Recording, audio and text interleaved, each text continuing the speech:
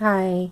So, um, I've been having a really tough time this past week.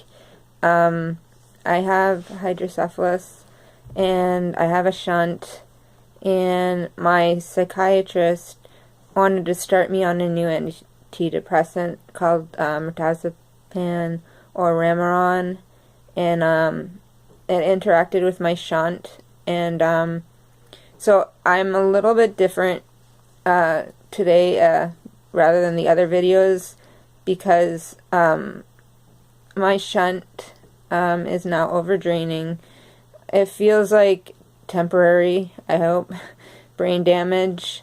The risk is that if it doesn't get better, and the doctors think that I will heal, but the psychiatrist says that the pill, even though I only took it for one night, can stay in your body for 40 days.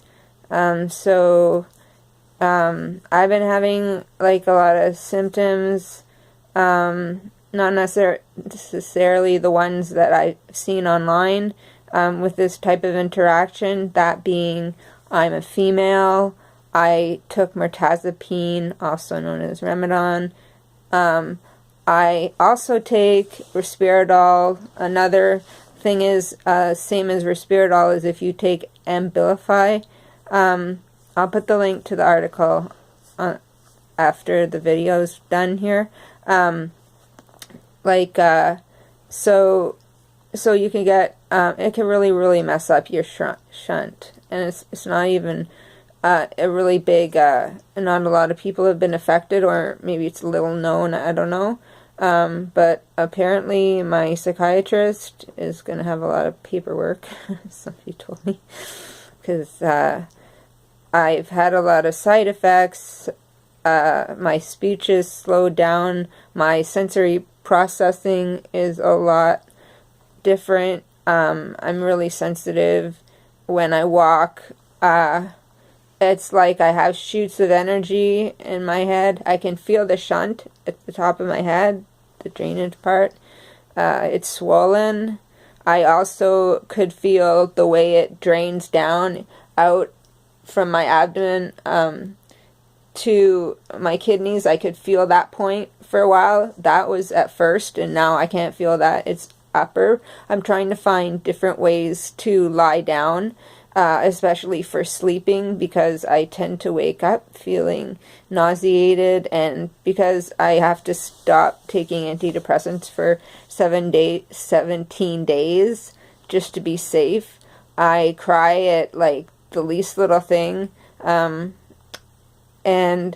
I also feel sometimes when I move my head that there's water swishing in my brain, which perhaps there is, and it's going in two different directions.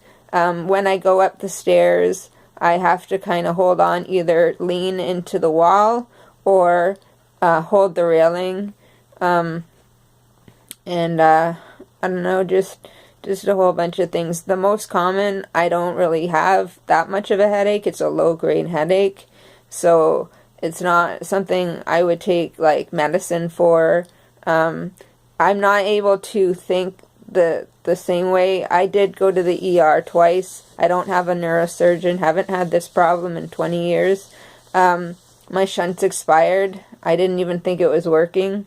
Every time I go to the physical, I'm like, well, I don't have symptoms. I'm realizing that I do. Frequency of urination is one, and I don't know the other, but, oh, and my eye has a strabismus, but when I was at my physical, the doctor said, oh, it's something else, so I'm not saying things haven't been leading into the malfunction of my shunt, but it's just, it's scary because I've had this since I was born, hydrocephalus. I've had like 10 operations specifically on my shunt, brain surgery, and it can be scary, especially more scary when you know more about it, I guess, or you're an adult. Some kids, I didn't know what the heck was going on when I was a kid, so I wasn't scared, but, and then you start to know more, and you're less ignorant, and, that's